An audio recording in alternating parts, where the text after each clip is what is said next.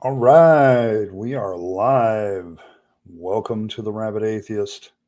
I am your host, Ed Rabyd, a former pastor turned atheist, now compassionate anti-theist. Welcome to my channel. So I was going to do the Bible study today, but I've had so many things going on between the and I had yesterday, and then I had to go to Michigan's version of the DMV, the Secretary of State office, and do my new license and my new plates, and suddenly realized I hadn't had a new photograph for my driver's license since well before COVID. So needed to update that. Um, so I just had a lot of personal business, and I'm trying to write this Bible study and not be distracted, and it just wasn't working out. So congratulations, we get rapid fire today, where I answer your burning questions. You can ask me anything you like. I may or may not answer it, depending on how personal it is. I did put a goal into the chat for super chats. So if I get to 10, we will have our stream on Friday. It'll be a video reaction. But to get to Saturday stream, we got 20 super chats ahead of us for the rest of the week. So, but let's see who's here. Fred was here first.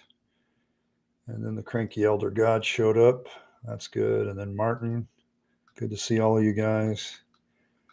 You guys had a nice long running discussion, didn't you? I don't want to miss anybody. And then Rimmer. And then John from Holland. And Atomic Punk. I understand you're in the Bible Belt. Good luck. Keep your head down. Let's see who else is here. Paul and Skeptically Pissed. Anne Maria's here. The mighty Filbert is here as well.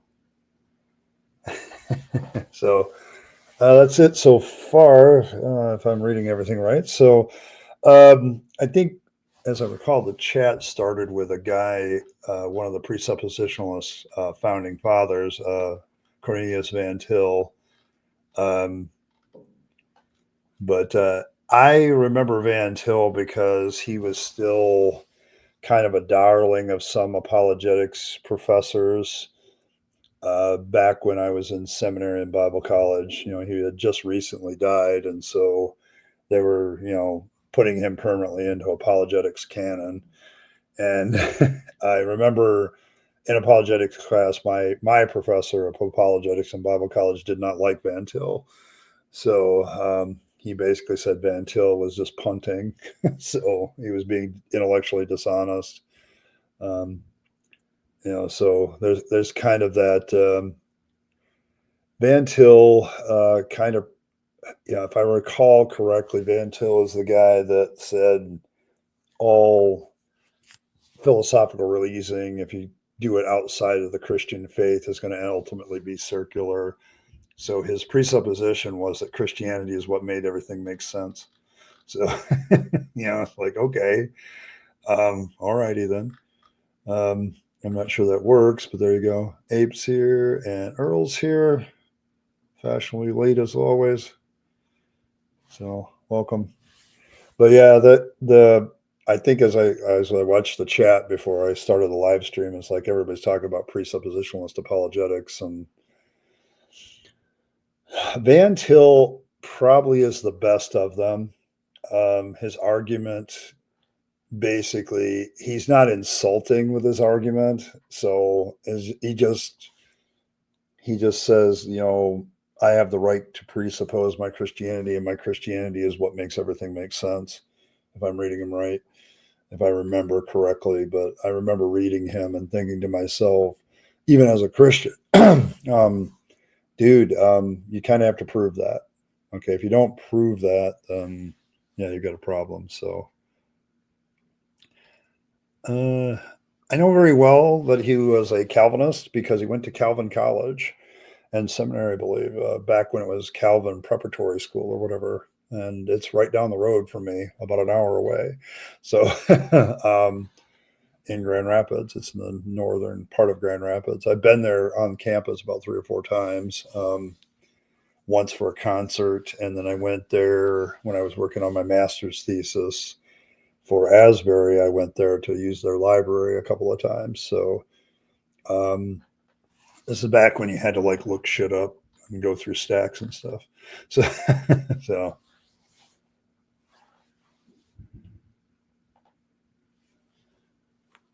yeah.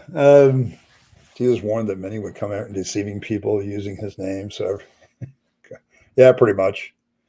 Yeah, I mean, the real problem with a lot of the warnings in the Bible, John, is they don't really give a criteria necessarily of how you would know who's a false teacher and who's a true one.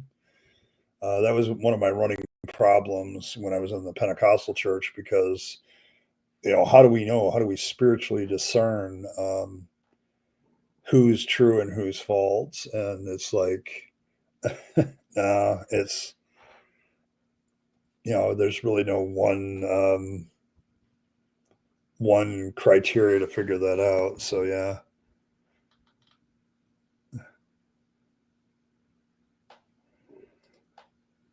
Yeah, the dogma, so the dogma, and it supports the dogma. Yeah, but the funny thing was with Van Til, Fred, he claimed that everything outside of Christianity was circular, but he literally uses what I consider a circular argument, that my Christianity proves my Christianity, which proves my Christianity. Yeah. Uh, so it's interesting what Van Til did with presuppositional apologetics. I think modern presuppositional apologetics kind of uses his thought process, but they're much worse. And I don't know, every time I get one on the channel, they're like very belligerent. They're trying to put you off kilter and abuse the moderator functions and things like that. So, yeah, you're right there, Anne Marie. You know, Calvin's not too far away from you. That's where Van Til went to school. So, um, he's one of the few. Well, he was born in the Netherlands, and then he immigrated here, and his family immigrated here, I think. And then they have at Calvin, I think I remember there's like a plaque or something in his honor, that this is where he went to school. So, that's why I remember the name. But,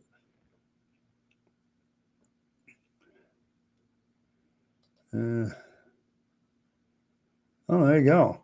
See, because Paul might have been a false teacher too. So everything in Christianity after Jesus would have been bad. Uh, all of them? No. Let's see. I I always had a problem with TV evangelists, I guess.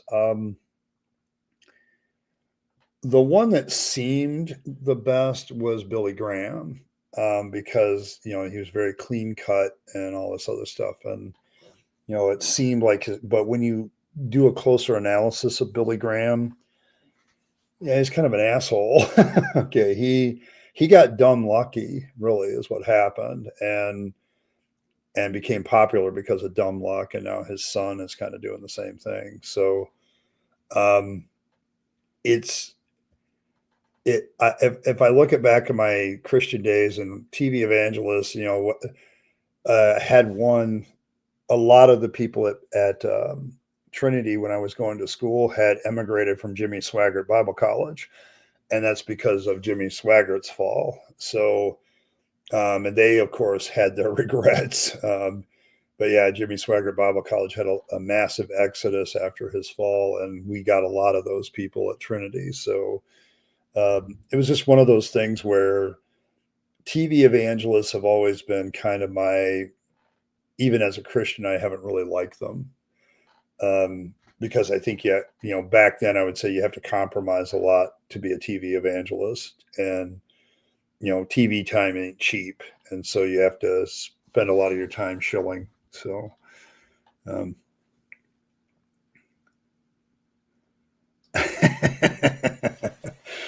I like button thinks the earth is flat. Okay, there we go. That might get a few more people to hit that button, but thank you.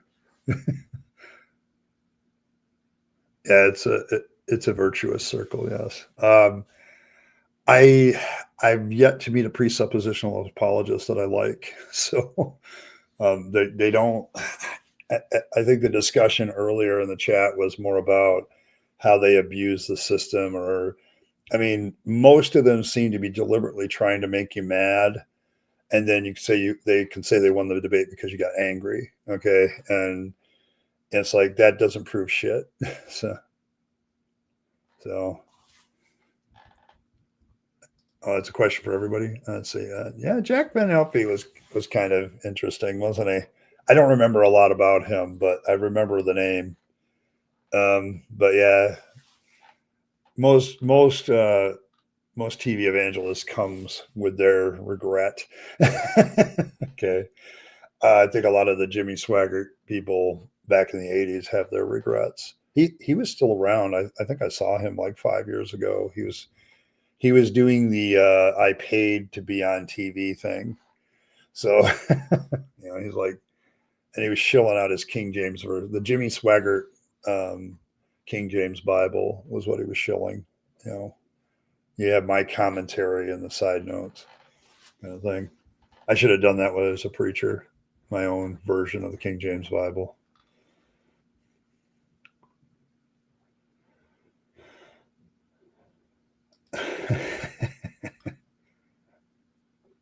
Let's see. Precepts assert that non-believers are deluded or lying, so they are not obligated to treat. See, and that's the thing, because of it's all the Romans 1 thing. Like, because basically, if I say I don't believe, Romans 1 says I'm wrong. And so they can assume that I'm lying. And then if you're lying, you don't have to treat a liar with civility.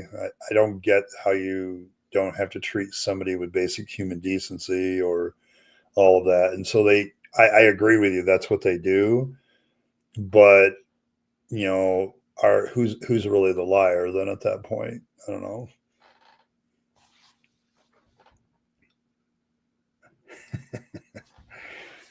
Be a whole lot of his community already agreed with me. Yeah, that's probably pretty true. It the thing is, with Van Til's argument, if I understand it correctly, is kind of the centerpiece of what became presuppositional apologetics today. It's just that I doubt that they give him a nod because he was a very civil person in certain respects, as far as I know. I don't hear too many reports that he was kind of an asshole or anything. So he just had some real interesting viewpoints on proving his faith. So,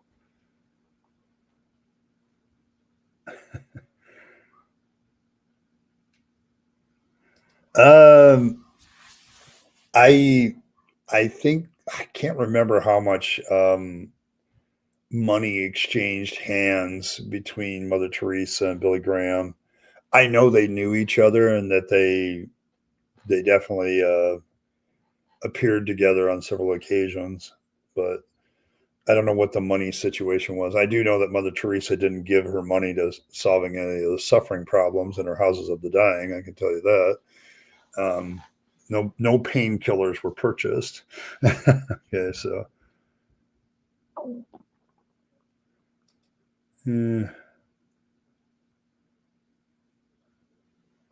yeah, I think a lot of people. The thing about TV preachers is they do tend to do the end time stuff a lot.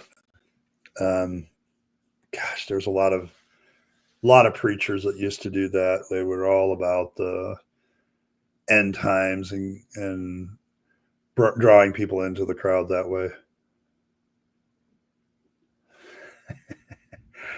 You daydream about that shit? I don't know, Earl. I think you need a hobby. uh,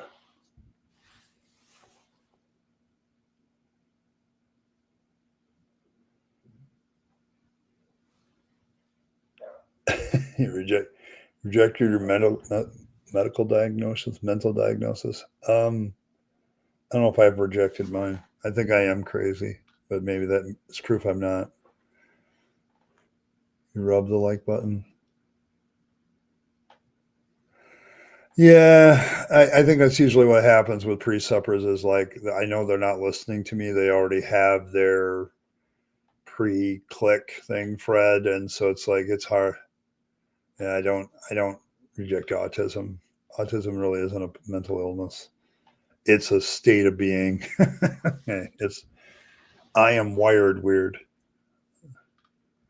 So I'm not wired like everybody else. Literally.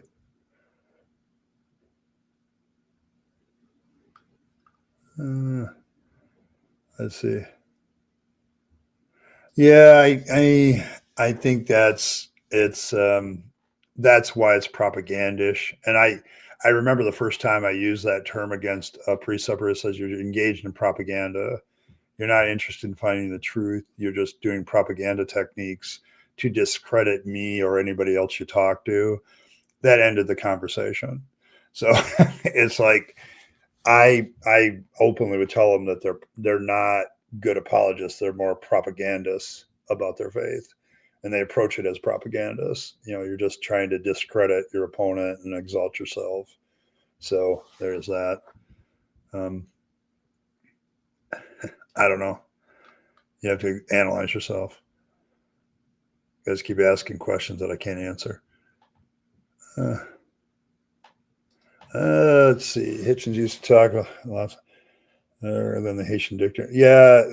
Um, The thing with Billy Graham is that he traveled in a lot of the same circles as Mother Teresa, except in some ways, but except he was a Protestant minister, not a Catholic.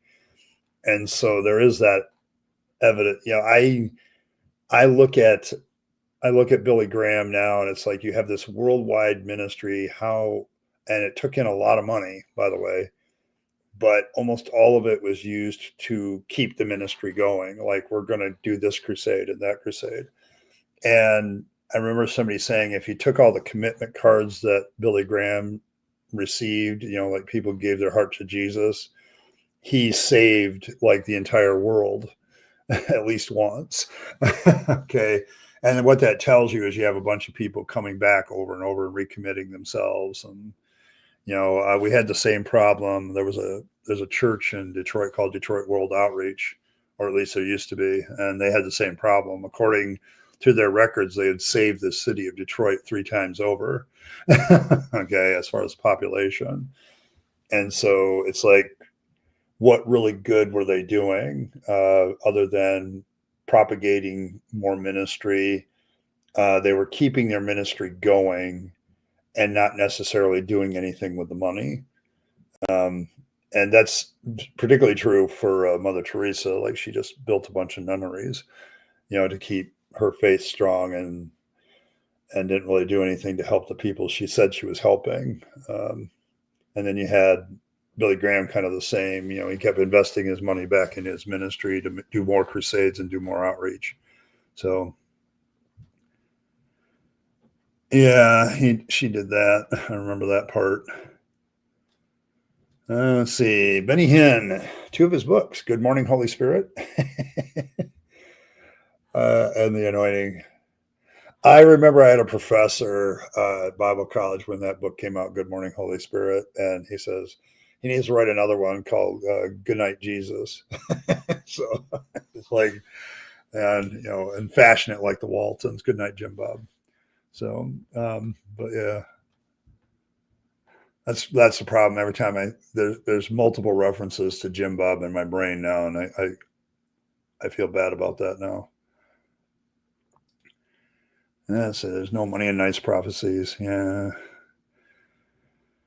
yeah, yeah. That's the thing about dire prophecies is I've said it before. You can be prophetic, and then if it doesn't turn out, you can rewrite it. Okay, and but if we actually initiated the Old Testament punishment for false prophecies, there'd be a lot of dead prophets. But so,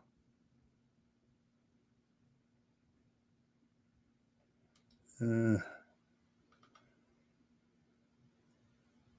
yeah, Benny Hinn's kind of he's a different cat. I always liked his services, and then I realized, well, wait a minute, He's waving his coat and all these people are falling down. Why doesn't the cameraman fall down? So, no. Yeah, everybody has their weird, quirky shit. That's mine. I've got a lot more weird, quirky shit than most, I suppose.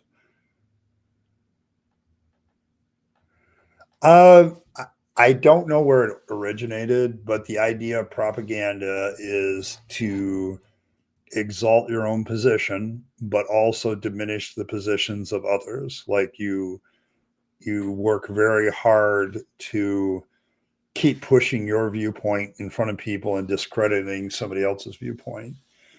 And pre-suppers are loaded with that shit. So, um,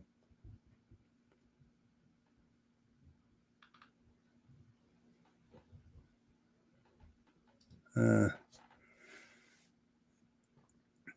yeah, and that's why they don't do it. They don't present an argument, because if they do, then they're openly admitting that they have the burden of proof, and that's the one thing they avoid like the plague, is accepting the burden of proof. And Van Til is that way. The way he writes, I don't have to prove shit. Okay, I'm paraphrasing, but I remember reading some of his stuff, and it's like, I can't remember if it was a book or some articles or something. I remember it's like, I'm not going to make an argument for my faith because I don't think it's my burden of proof to accept. So there's that. So there's that aspect of it.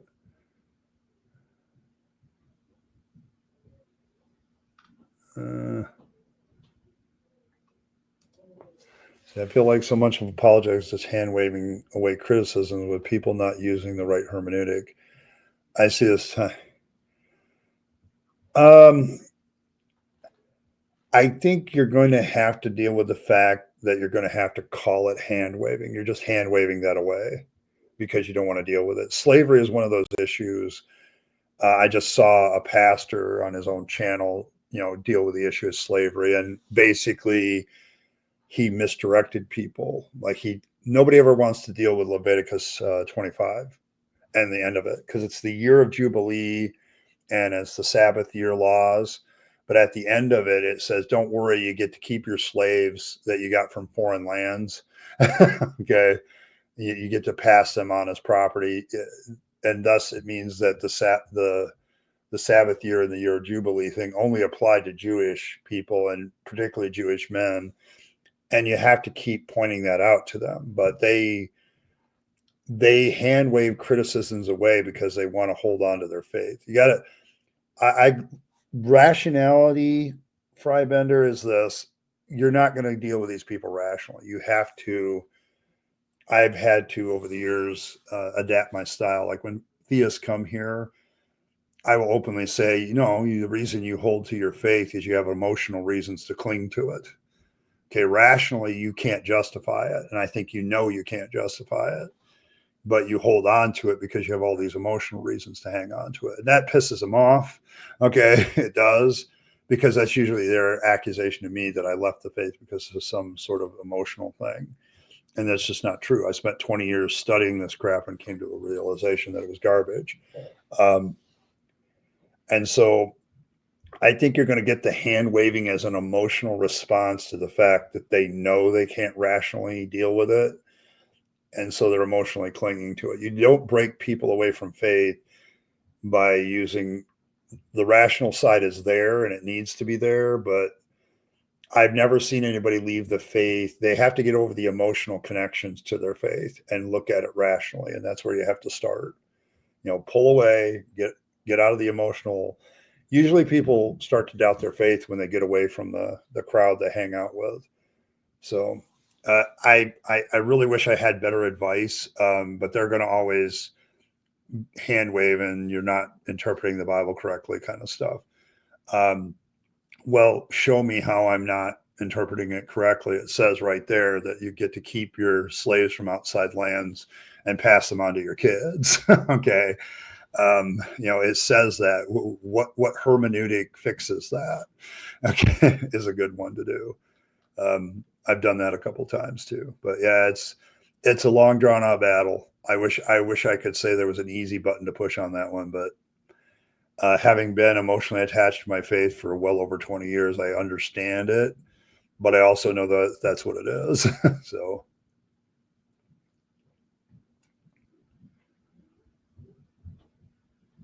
oh, your family doesn't believe in the diagnosis. Yeah, I can see that where that would be a problem.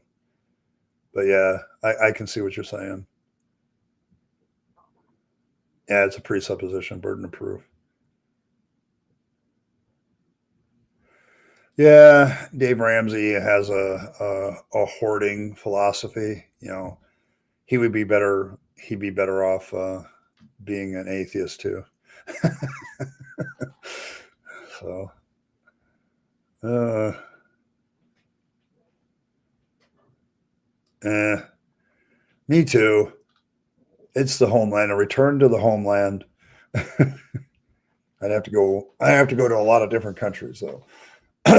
Yeah, he is kind of an abomination. I didn't like him when I was a theist. So, uh,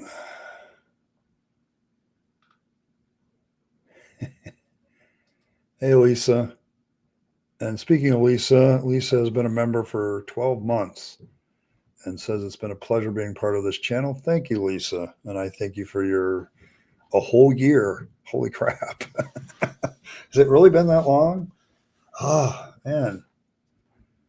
So, but yes, thank you very much. Appreciate your support over the last year. It's been, I know it's not always been the greatest of years for content creation. I go up and down.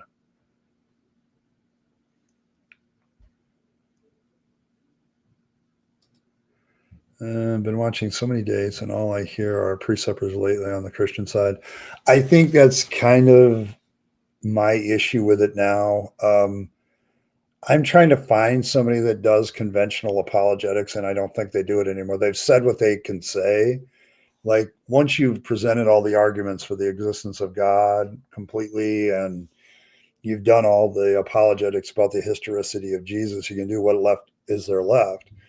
And pre-suppers have the great advantage of drama. Okay, and people will show up to a channel with drama every day. Okay, I don't have a lot of drama sometimes, and so I get my regulars. But yeah, there are so many of them now, and they're all immensely popular because what they're basically selling to me as an atheist is don't think about your faith, just presuppose it's true. And then everybody else has to prove you wrong. So it's like, wow, thanks. It's like it makes it very hard to talk with them. But that's never has been their goal. They don't want to talk to you. They just want to beat you. Every presupper I'd beat you in a debate. I'd whoop your ass or whatever. And it's like, is that what it's about to you? I mean, how is that even remotely a search for truth? It's like I don't know. Yeah, you prove you have nothing. I would like to say that to them, but they don't accept it. Water on the witch's brew. Yeah, the two most hated words in all of religion prove it. So yeah, I don't. I'm amazed too, Earl. This is a rough crowd sometimes. I don't know. We're all kind of lovable, we're just all kind of prickly at times. So just have to be very careful cuddling up to some of us. Oh.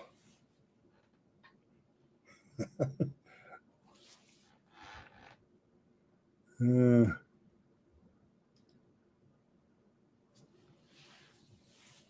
yeah, that's kind of what they do too. Well, that's the Old Testament. Is a great one there, but it's like you literally is the Bible basically says the Old Testament is still holy writ.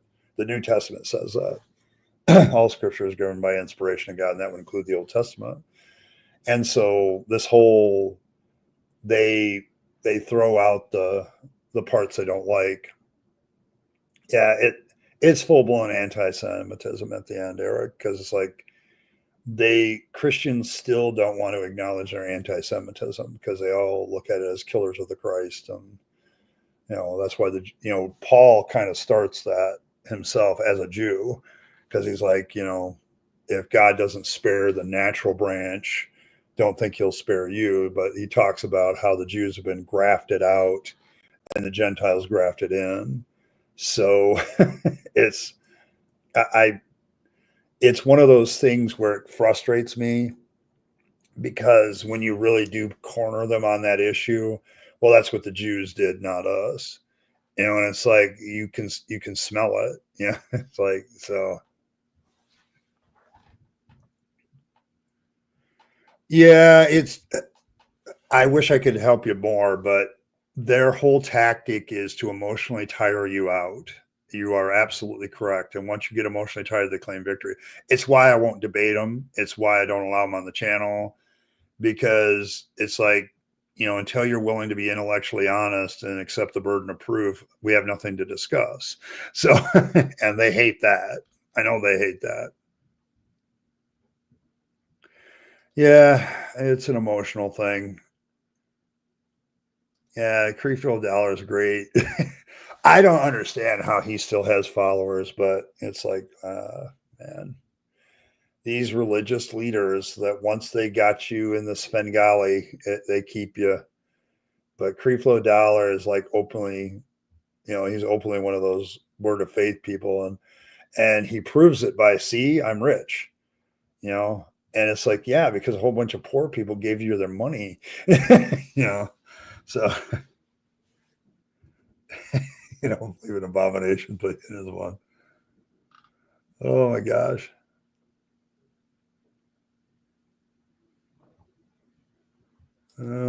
Yeah, that may be where it comes from. It's possible. Propagating the faith.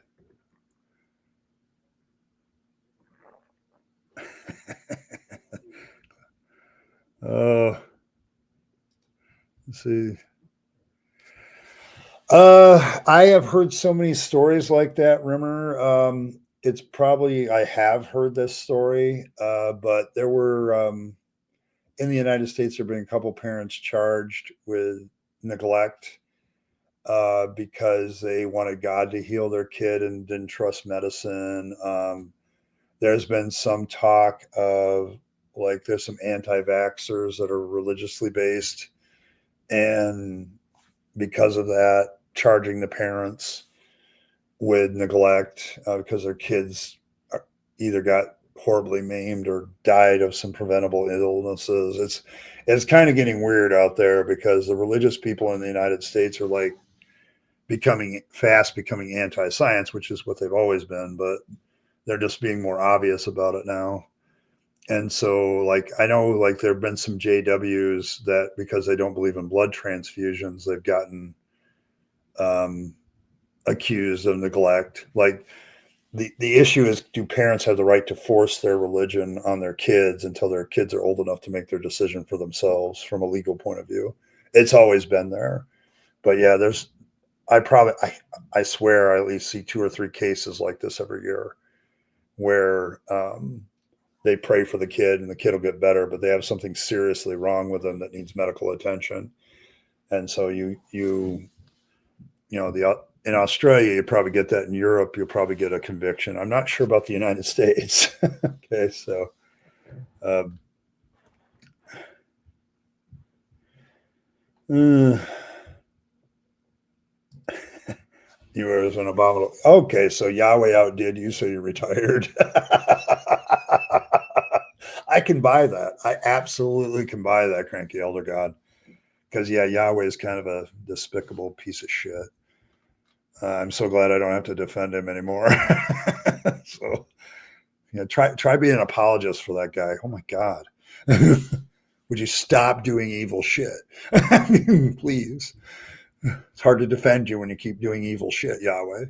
So, yes, the good book says it's good because it's good. And it says Holy Bible right on the cover.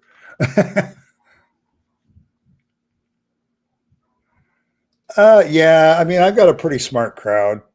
Don't say that too loud, though; it'll make it go over their head. But I try to deal with the issue, Decon. I don't. I'm I'm not one of those guys that wants to be an SJW and jump down the throat of everybody who disagrees with me and say I can't be their friend. Uh, at the same time, there are certain people I won't hang out with because it's a waste of time discussion. And I prefer to have useful discussions than anything else. So I try to do that. Yeah, I think getting out of debt is a good idea too. The baby steps were a good idea, but it's hard to tell where Dave Ramsey gets his advice from traditional advice giving that's been around for centuries and what part of it crosses over into spiritual woo. And the 10% tithing thing is definitely one of those. If you give to God, he'll take care of your finances. I know plenty of people who tithe and their finances are still a wreck. And it's because they don't do the other stuff. Okay. It's the other stuff that leads to it, not the tithing. So yeah, there's stuff in his stuff that's good. It's just when you get right down to it, it's like hoard, hoard, hoard. And then you'll be okay. And that's fine, if that's the way you want to be. I'm more of a die broke kind of guy. Okay. When they find my corpse, it's going to have like nothing in the pockets kind of thing. That may be true. Van Til started it, but Branson really weaponized it. I think that's probably true. There's always, whenever you have like theology, there's always the theologian that comes up with the idea, and then there's the evangelist that propagates the idea and makes it weaponized, and that's always the case usually. Sometimes you have the same person, but you know, um, it's always something. To me, it's always this. There's always the guy with the idea, and then there's the other person that takes the idea and pushes it. So, see you later, Atomic Punk. Appreciate you stopping by. I know everybody's got their schedule, so and I have mine too, which is going to be kind of good over the next week because I only have to like work 5 days out of 12. So, uh,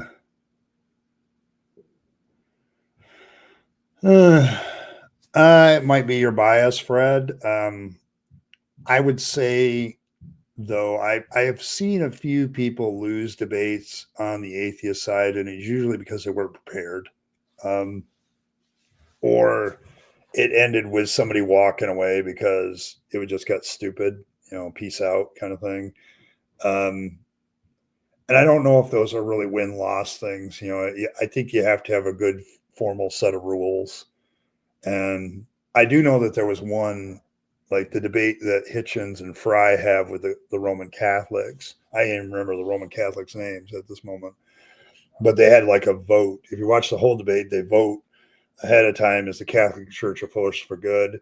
Then they have the debate and they vote afterwards. And yeah, the Catholic Church lost that debate, and the audience even voted so. So you have that, but yeah, it's kind of hard sometimes to tell who won a debate. That's why I don't do them.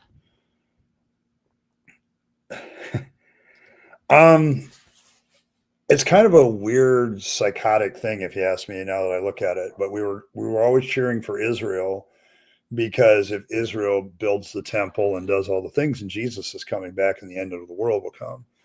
Um, it's when you really look at these Abrahamic religions, they all have this desire to get rid of the world as is and replace it with a new one. And so there's always this lack of care or concern.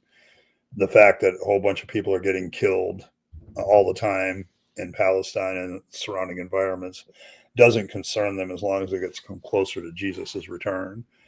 And so they can, you know, Israel just becomes a pawn to a lot of evangelicals in the United States to kind of, that's why they back them. I want Jesus to come back soon. So, and then that'll, of course, authenticate their prophecies about it. So it's self-fulfilling prophecy where they kind of push the narrative. But America has largely backed Israel for years because of evangelicalism's support of them. So, um, not that I can say that Israel is always in the wrong. And I try not to take sides in that thing because I don't think either side they all have their bad points. So there's plenty of sides in that. So, Yeah, that was the fun debate I'm talking about. Yeah, and they actually voted before and after the debate, and it shifted amazingly one direction. Like, no, no, it's not. No.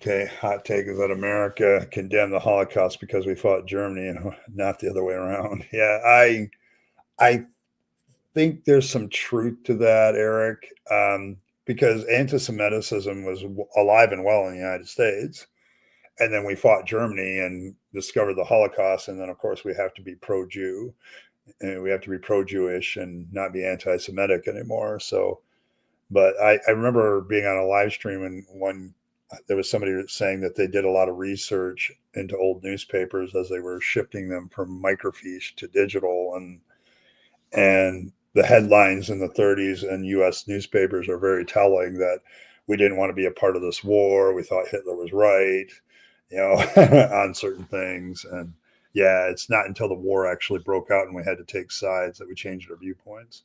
So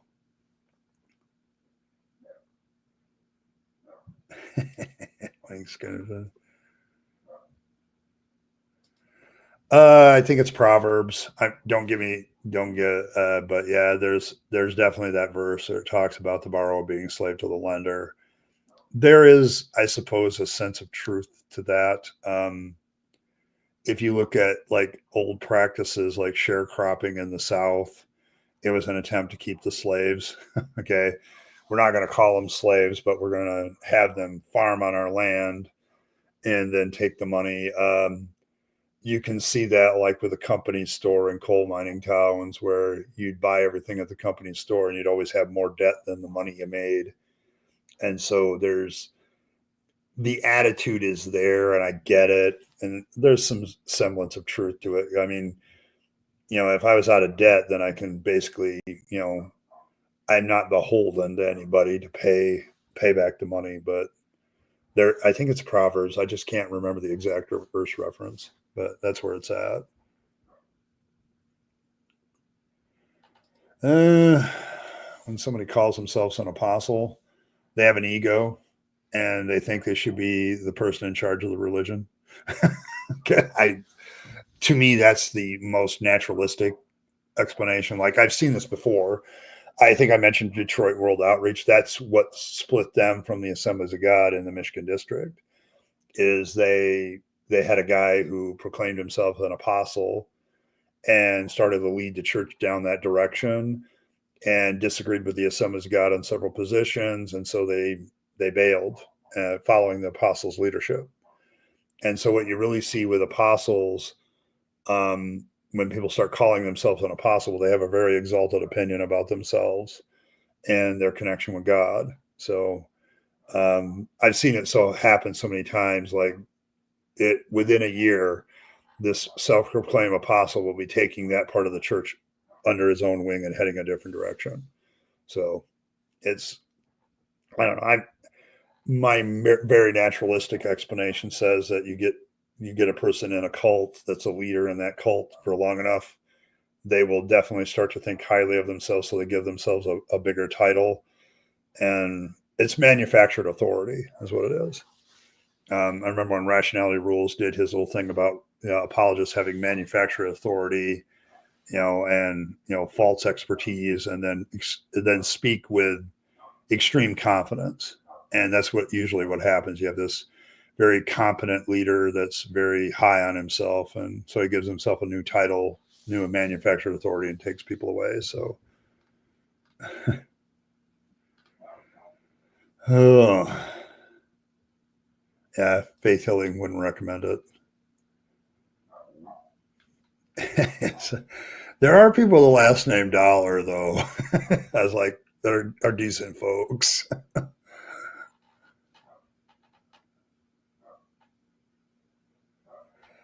Yeah, there's been that.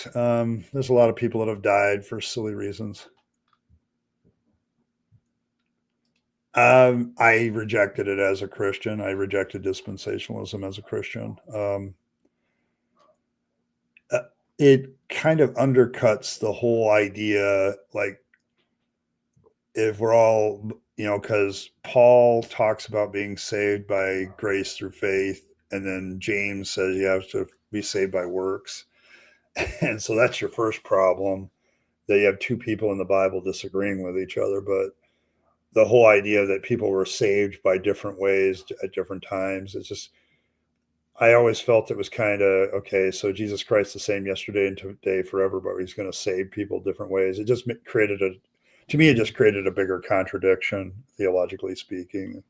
So Paul tries to do that, but I don't think it fixes things completely, because James throws the monkey wrench into it. So, hey, asshole, good to see you. Oh, yeah, yeah, they can just go on faith. I think that's. I honestly, I'm kind of grossed out about it now too, because on the one hand, if you corner your average Christian, they're anti-Semitic, like they think the Jews killed Jesus, kind of thing. And on the other hand, they want to support Israel because they want the prophecies to come true, so Jesus can return and the world can end. So yeah, they're, as Anne points out, they're all hungry for the apocalypse, and it's like, no, no, bro. Okay, this is the only world we got. Let's not destroy it. So, nope, I don't remember that. It. I know Hugh Grant, but I can't remember the movie Heretic or whatever it was.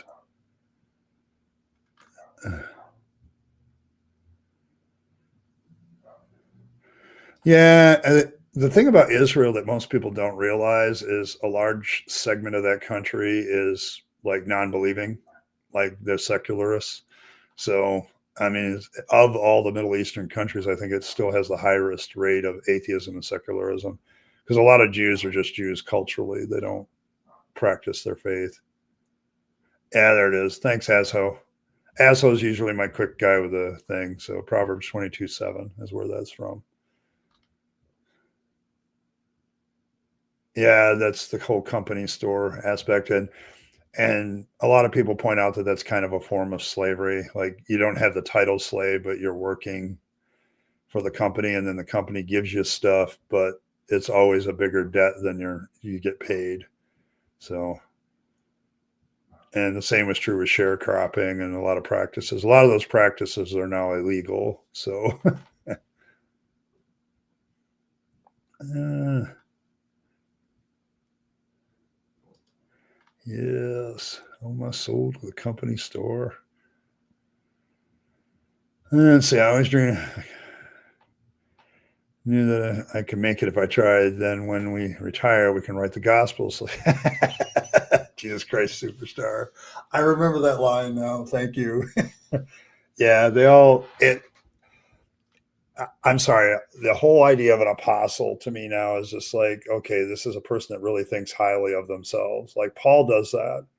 He's like, I'm just a humble man, but I'm an apostle of Jesus Christ. So it's like, oh my gosh. Yeah, really good atheist musicals, honestly. Oh my goodness.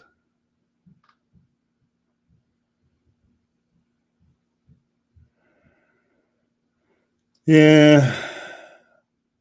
Yeah, I don't think they want that at all. There's a lot of things I don't. It's a lot more nuanced than a lot of people want to make it, but you have to make it simple for most people. Thanks, Martin. Appreciate you. So we're 4 super chats away from having something on Friday. So got a couple. Tomorrow will be deconversion hangout, so there'll be another chance, I suppose. Hey, Brooklyn. There's so many good lines for that musical. There's just so many. Oh my gosh. But yeah. Oh my goodness. Um,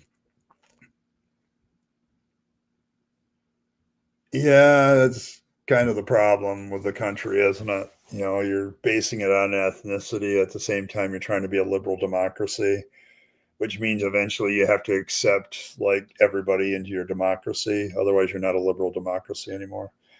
So it's it is a problem. It's an internal problem they definitely have. So there's that. Um, so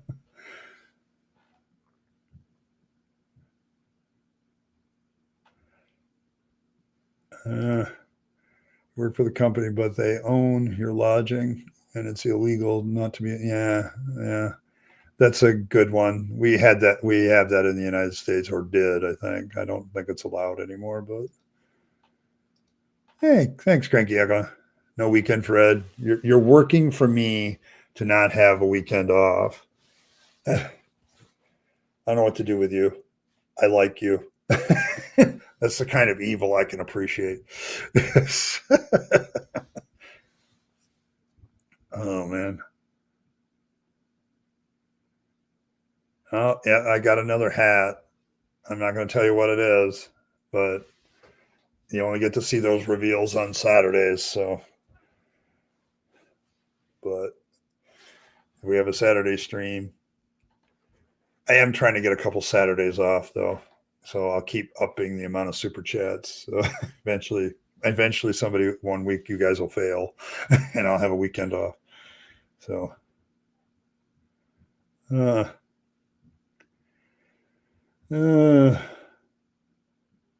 uh, yeah, Martin.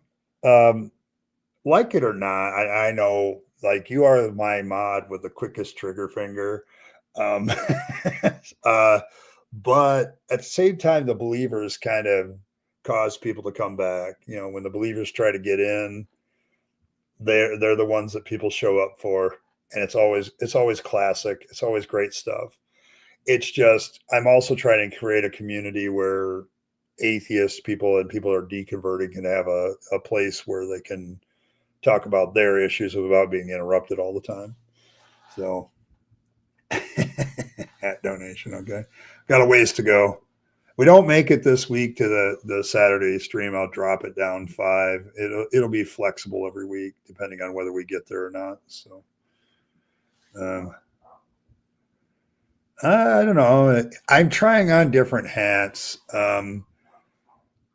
Some for the channel, and then some. I've got some practical ones that I'm trying out. Like, do I want to wear this hat in public, kind of thing. So there's that. There's that. So, eh. Yeah, I kind of, yeah, I know you lose patience, and I lose patience with them too because I keep asking the same questions. So,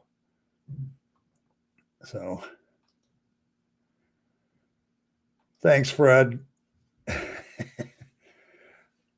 I know you guys enjoy the streams, and I enjoy the Friday streams. It's just I want Saturdays to be like super special. Like we'll have guests and stuff, and I'll do the hat thing, and we'll have a good time. I really want Saturday streams to be a good time. It's why I didn't let Daniel in last Saturday when me and Earl were on, because Daniel and me have history, and Earl and Daniel certainly have history, and I knew that would be a fight. So, and I also discovered that he has multiple, Darwin to Jesus accounts.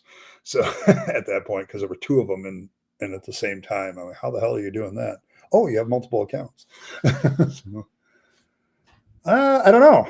That may be one of them. I may end up with an apartment full of hats, I guess. Um, so I don't normally wear hats, so that's why it's unusual. So, yeah, I don't know if I'm going to do that. I don't know. We'll see. I am doing a birthday stream on Tuesday, March 18th. That's my birthday. So I have my granddaughters. There's so many birthdays in March for my family. It's just ridiculous. Um, so there's that. But yeah, I don't know if I'll do a sombrero. I guess we'll see. I've never tried one on. They've always seemed a little big to me.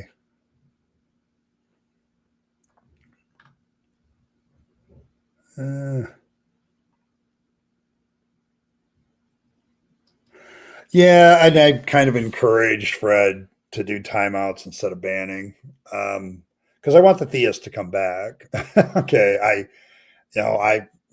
Earl likes to play with them like a cat plays with a mouse before time to end this, and I just like to watch him give them. They tend to talk themselves into a circular corner all by themselves. I don't have to do anything. I just have to point it out to them. So. Yeah, the thing with that, Earl, is you and me both have a pass with Daniel because I like did a response video to one of his videos, and he did not take that well, especially when I pointed out that he kind of rage quit at the Kentucky Atheist, and then he wanted to deny that. I'm like, you're denying something that everybody saw. So, and it's like, yeah, it's like Daniel is also known as Darwin to Jesus. He has his own channel. He did. There was a time when I was watching the Kentucky Atheist, and Earl was on it, and Daniel was the guest, and boy, was he in rare form. And I think Earl just kind of ate his lunch, and then he's been kind of banned from a lot of channels. He also is. He's notorious. Professor Plink did a video about him and how he's just a troll, and on the list goes. But he's a pre-supper, so yeah, he gaslight Earl. He gaslights everybody. He's like, that didn't happen. That didn't happen, and it's like, dude, I literally watched it fucking happen. So, but yeah, he's been around in my life for probably a year or so. As long as Lisa Thrasher's been a member, he's been around. So it's like and we have a history, and Earl has a history, and we were doing the Saturday stream, and I saw him show up in my Steam yard, and I'm like, no, no, I'm just not doing that today. So, that's a presuppositional statement. Like, you still believe that's right out of Romans 1. They will cling to that verse forever. And that's how I sniff out a presuppositionalist now. I'll basically point out to them that Paul was wrong in Romans 1, and then they get pissed off. And it's just wrong. I legit don't believe. And so now I know Romans 1, 18 through 23 is wrong. And boy, at that point, they reveal their hand. So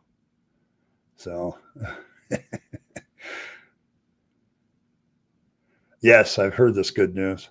It is good news.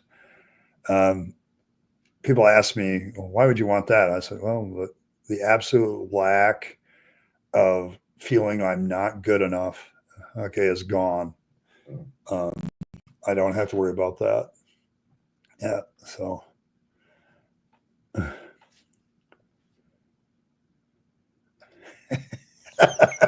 15% in 15 minutes. Oh, assholes, this is why I keep you around. This is why I keep you around. Not to mention the fact that you're like my longest running member at present. So, man. But yeah, holy cow. The memory lane today. Um,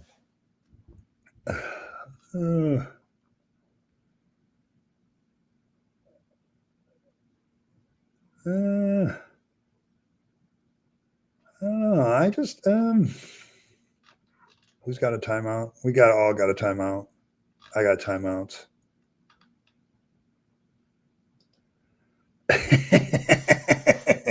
Yeah, he is.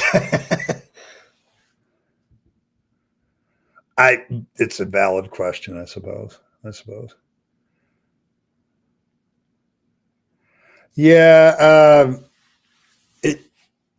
the real problem every time I've pointed out to them that scripture is false, um, like, I mean, the one guy I did it to last week just went full on pre-supper on me. You really do believe, and you're just denying it in your unrighteousness. And I wish I had breakfast tacos around at the time, to do his presuppositionalist atheist apologetics at that moment. And I love that because it just points out you can literally do presuppositional apologetics with any God. Okay. Like any belief you want, you can do presuppositional apologetics. Like if I want to believe in Odin, well, you got to prove Odin's not true. You got to prove he doesn't exist. Yeah, it's like,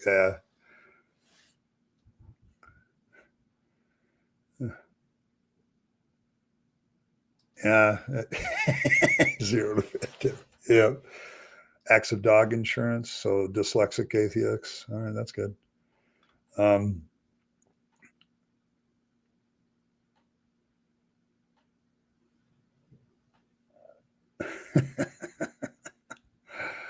Oh, I don't know. Yeah. Oh, rapture insurance. Any takers? Guys, I've told you there's a million things that you can do in religion and make money. I'm telling you, I want to be the guy that sells communion stuff. I want to be the guy that sells lecterns and pews and you name it. Okay. I remember going through the catalogs as a pastor and thinking to myself, with all the churches there are, these guys must be making a mint. Okay. Because they sell everything. Candles for things, all that stuff.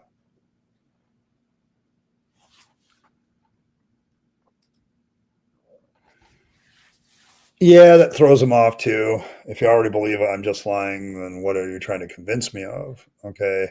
Um, it's a good response as well, because then they're like, well, you know, if you're trying to convince me of something,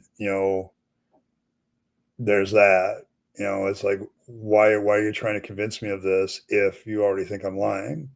So it's like, am I going to deceive myself? It's like it's not a good way to have a good conversation. I've never had a good conversation with a presuppositionalist.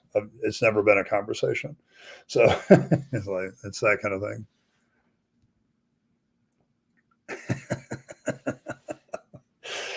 Oh, I'm going to leave that alone.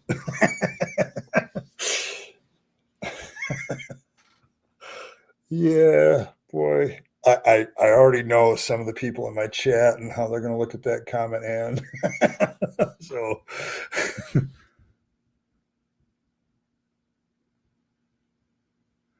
yeah, there are some apologists that take that tack that if you can't prove something's existence, it's proof that it exists. It's kind of like that, the argument for God that says the greatest possible being kind of thing. If you can't conceive of something greater, it must exist, kind of thing. I don't know. I could live with Christianity being removed from the world. It'd just be a problem what to do with all the.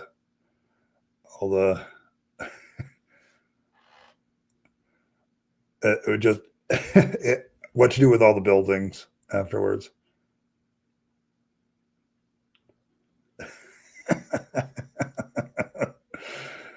Oh my goodness. Yeah, it does.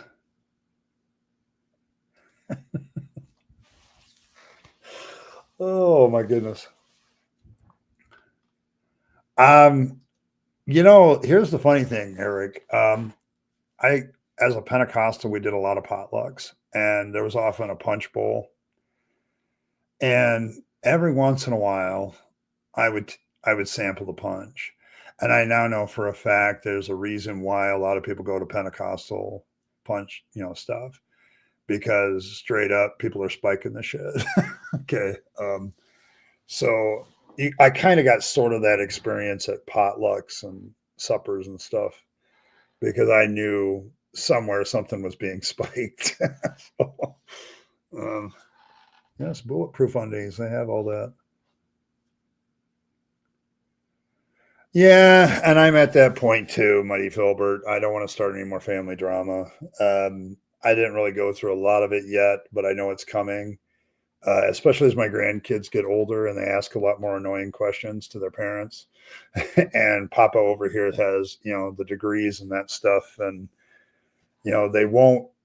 I know for a fact, like my children won't send my grandchildren to ask, Bible and theology questions with me. Okay, because they know where I stand on it.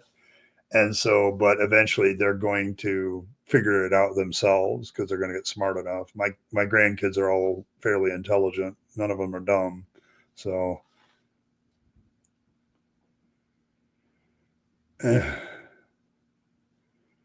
soon as you call yourself an apology, you're on a, you know, yeah, probably true.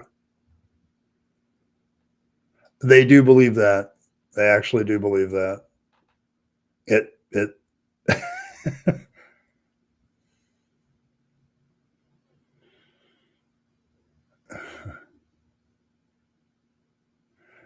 Yeah, you can be very intelligent people and not believe, you still believe nonsense. I was thinking about that because I follow Rationality Rules and I usually watch most of his stuff, and he just did one about how AI is going to end religion.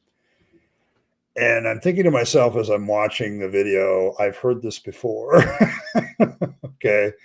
And I think there's an element of humanity he's missing in his analysis, is that if religion is mostly emotional and emotional attachment, no matter what the internet does, no matter what AI does, there's always going to be somebody religious, even if they're very intelligent people.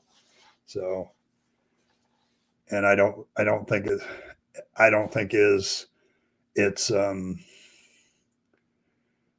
I don't think religion's going away anytime soon. I also felt he was a little bit Western centric. It's like, have you gone to Latin America lately? Have you gone to the Middle East? Have you gone to the Far East? Have you gone to Africa?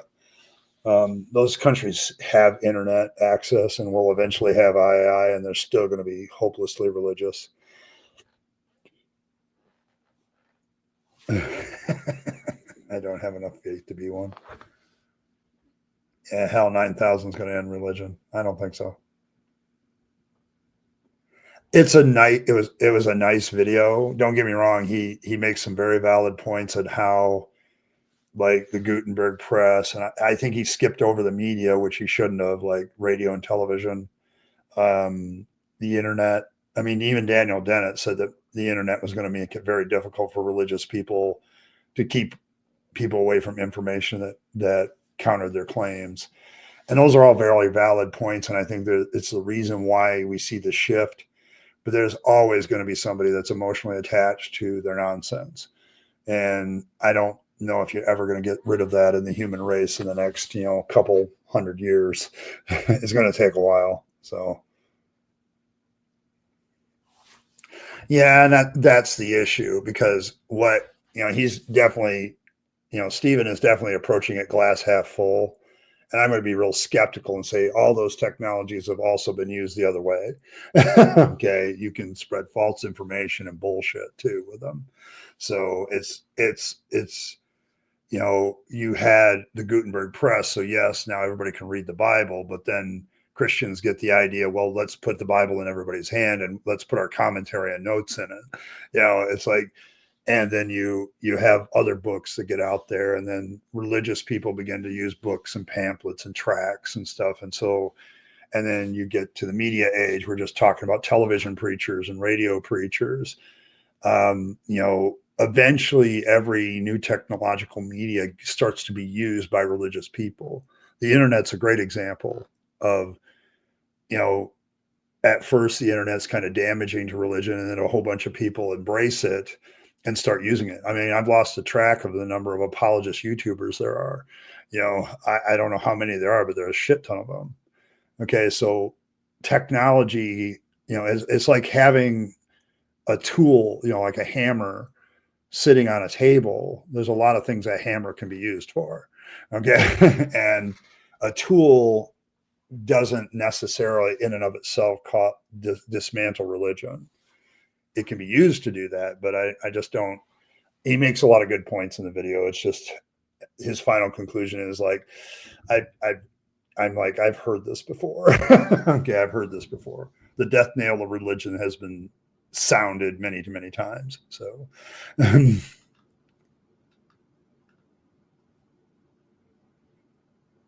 bear atheist. Yeah, that's a good one. I do think we have a bear, something bear. I've watched his channel a couple of times. Yeah, 10% is a great scam. You guys want to take over my channel for a night? Okay. No, I'm scared. I'm scared.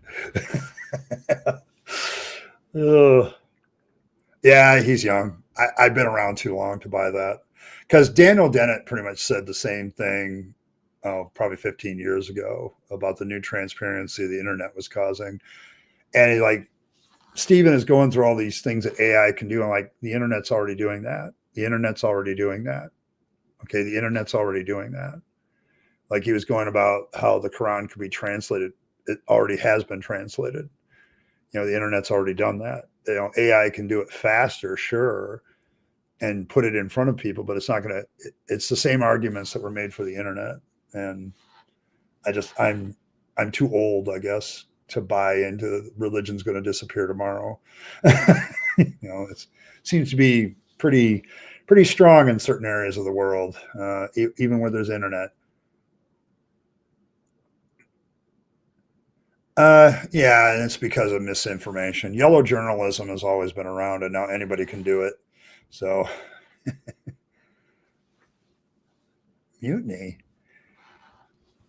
I might let you do it. You got to remember, your benevolent dictator for life just runs anarchy most of the time. Anarchy is like my standard go-to. So, you know, yes, barely bearable. That's right. The very bearable atheist. That's who it is. I think I'm sub to them too. I get their stuff every once in a while. Yes, very bearable. Yeah, he's a good one. So,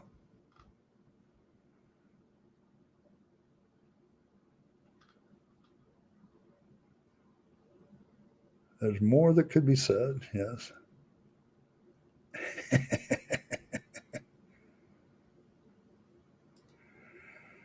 Yeah, I don't know. Greg is just, yeah.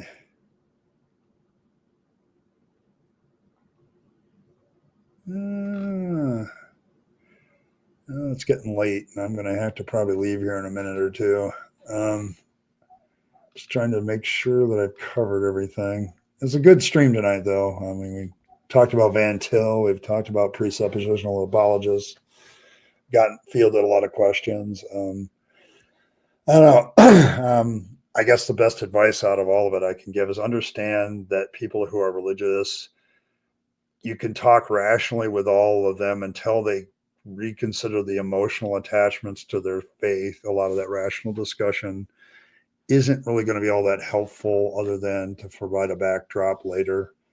I know that I rationally had checked out myself from my faith saying this is really hard to defend, but the emotional attachment kept me to it. And then once that was burned away, the rational stuff became much more powerful. So, yeah, but yeah, definitely fun. I always like to have fun. Um, it's funny though, because I'm going to do deconversion tomorrow, the deconversion hangout, and we'll probably get more theists. I give them a stream where they can come and ask me any question they want to, and they don't show up. But you know, uh, oh my goodness.